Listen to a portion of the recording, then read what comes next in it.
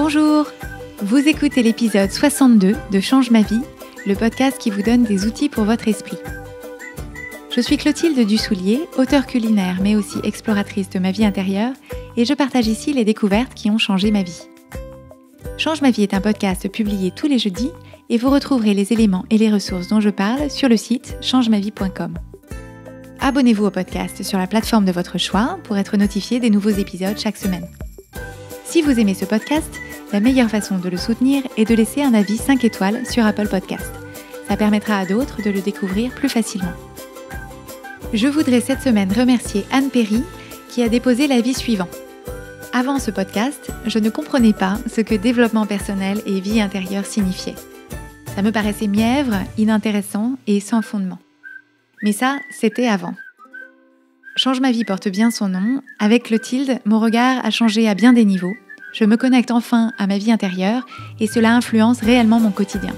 Merci. Merci à vous, Anne Perry, d'avoir pris le temps de déposer ce commentaire avec humour. Si vous aussi ce podcast vous est utile, n'hésitez pas à écrire une ligne ou deux sur Apple Podcast pour le dire. C'est peut-être vous que je remercierai dans un prochain épisode. L'épisode d'aujourd'hui est un épisode de questions-réponses.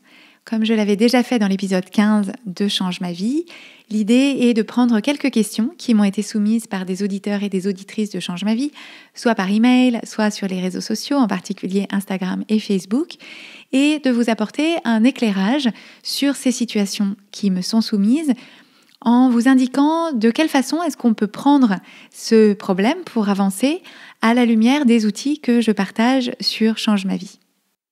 La première question à laquelle je vais répondre, c'est une question qui m'a été formulée de la façon suivante. Que pouvez-vous dire à celles et ceux qui, comme moi, ne découvrent la sagesse de la vie grâce à vous qu'à 42 ans ? D'un côté, je me sens épanouie comme jamais depuis que je vous ai rencontré, entre guillemets, mais d'un autre, j'ai mal en pensant à toutes ces années gâchées, le plus souvent pour des bêtises et des détails.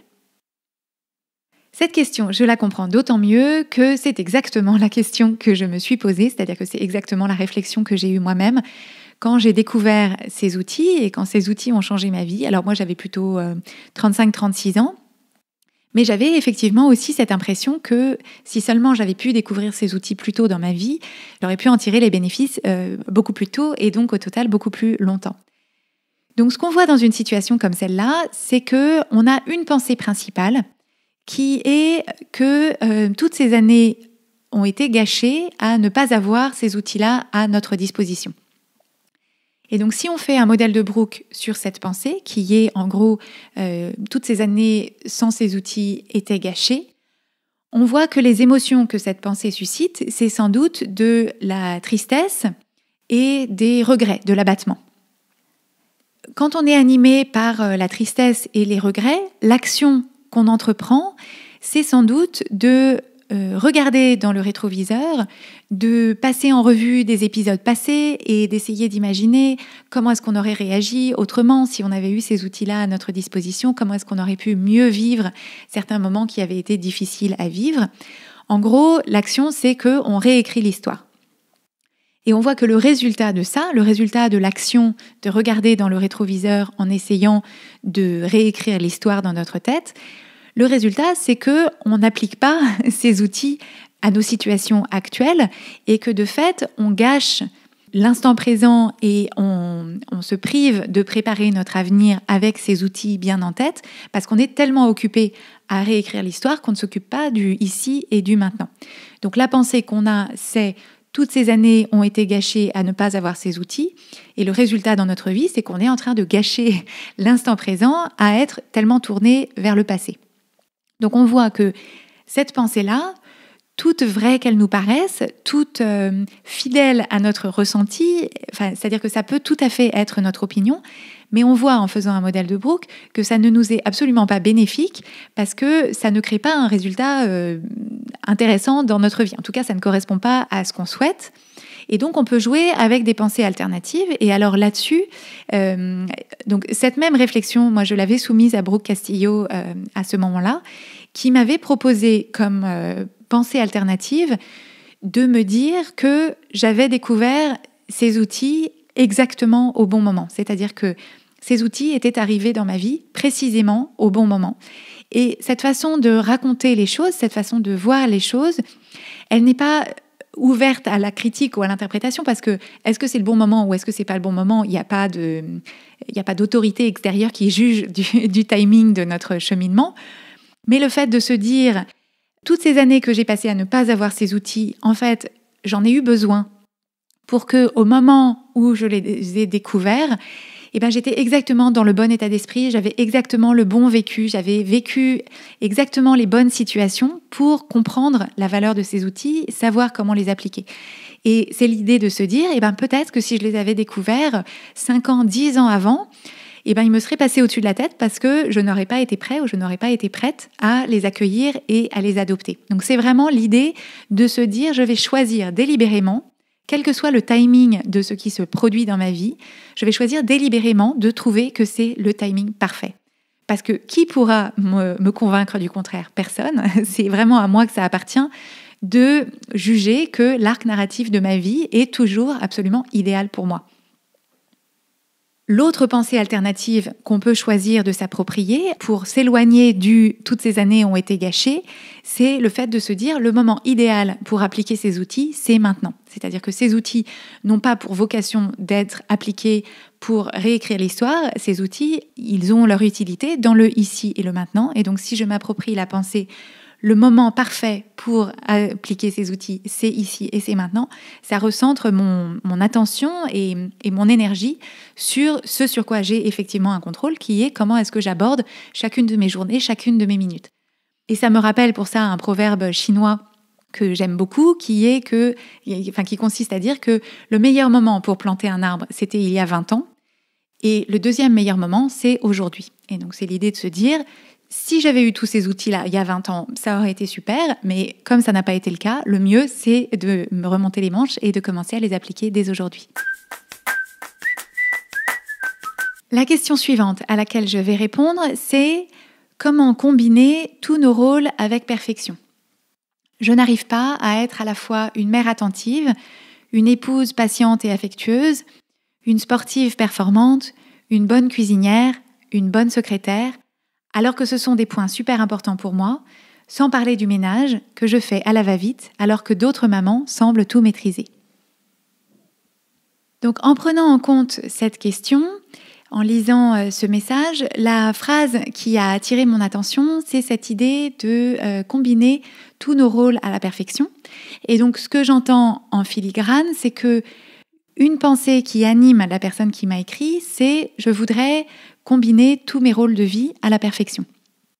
Et ça, je voudrais attirer votre attention sur cette phrase-là parce que c'est typiquement ce qu'on appelle une pensée empoisonnée, c'est-à-dire une pensée qui, sur le papier, paraît innocente, juste, on se dit « bah oui, c'est bien de vouloir combiner tous nos rôles à la perfection », mais on s'aperçoit en y regardant d'un petit peu plus près qu'en fait, c'est une pensée qui nous piège parce qu'elle paraît innocente, mais qu'en fait, quand on la pense, on ne se sent pas bien, on se sent mal. C'est-à-dire que si on met cette pensée « je voudrais jouer tous mes rôles de vie avec perfection », on voit que c'est une pensée qui va plutôt, en ligne d'émotion, générer des émotions de stress, de pression et de déception de soi, parce que quand on imagine, quand on se met la perfection comme standard, la perfection étant par définition pour les humains inaccessible, on va être perpétuellement en déception de soi.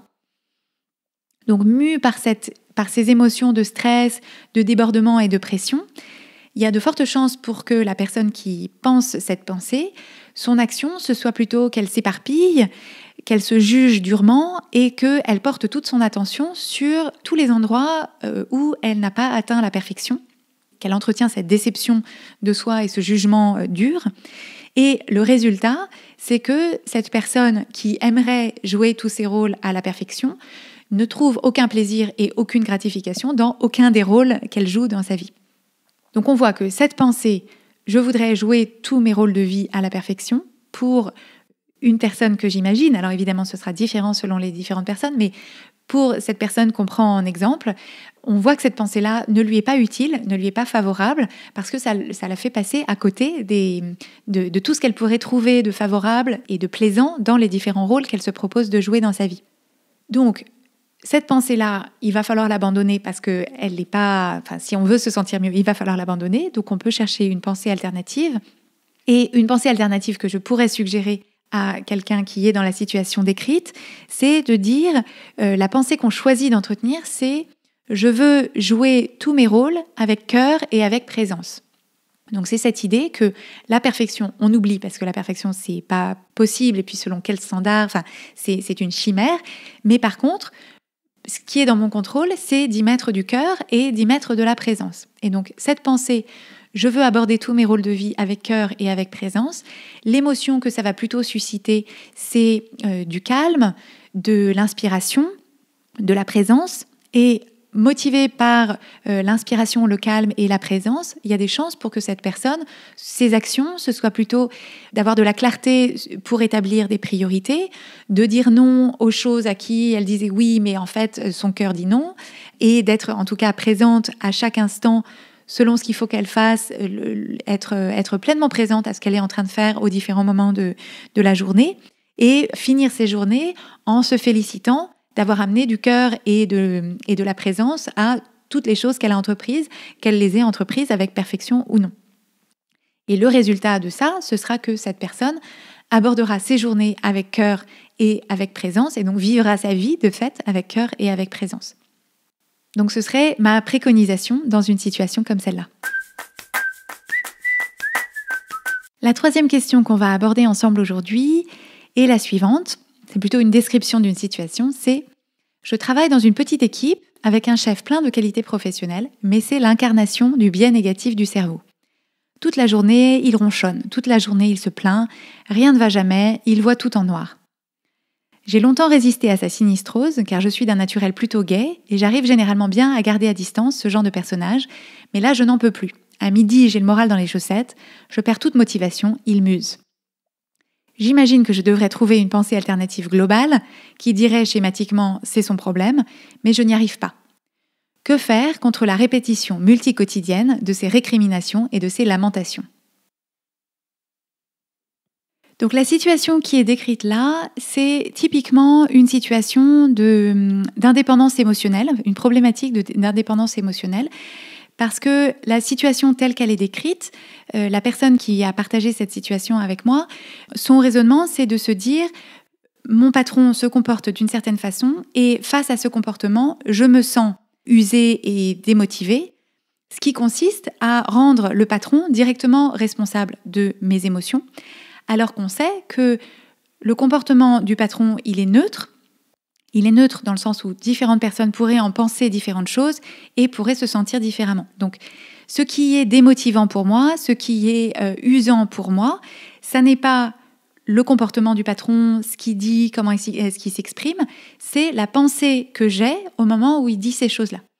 Et si ces pensées-là sont des pensées de jugement négatif, des pensées d'irritation, des pensées d'agacement, des pensées de victimisation aussi, en fait, ce sont toutes ces pensées-là qui m'usent et qui me démotivent.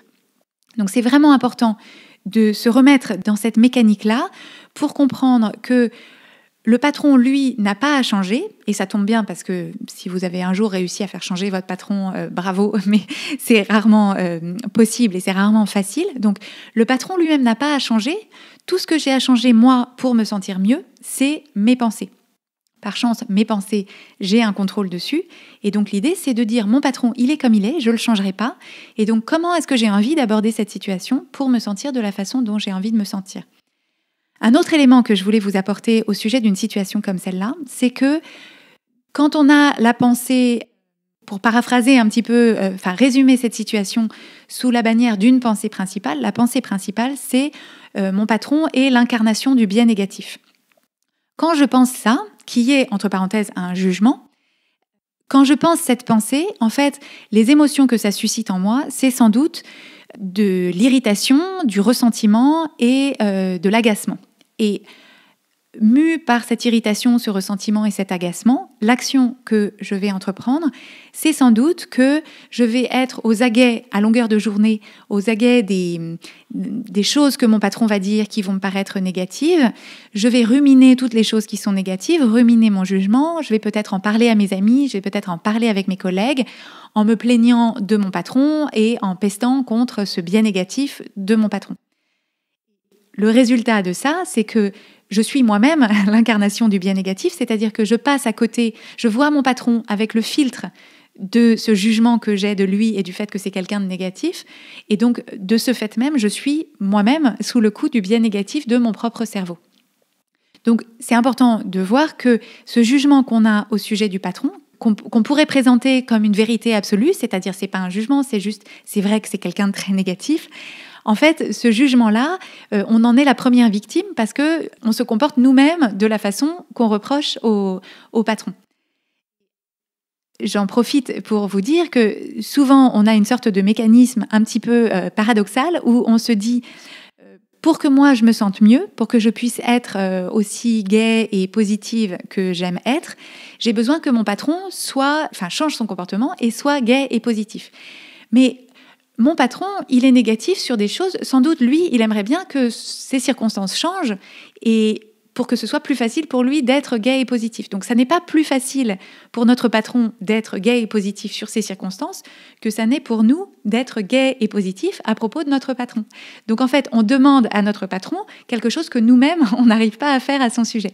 Donc, c'est juste intéressant de rendre à César ce qui appartient à César et de se dire, mon patron, il est comme il est, ça le regarde. Et la seule chose que moi, je peux contrôler, c'est ma façon de voir les choses. Et donc, quelle énergie j'ai envie d'apporter à mes journées au travail indépendamment de mon patron, au sujet de qui j'ai par ailleurs, parce que je vous ai donné qu'un extrait du message de cette personne, mais cette personne avait beaucoup de choses positives à dire à son patron, mais son biais négatif prend toute la place dans son ressenti à longueur de journée. Donc, pour se sentir mieux dans sa journée de travail, bien sûr, il serait tout à fait possible de changer de travail, de changer d'entreprise, de changer de ville ou de pays.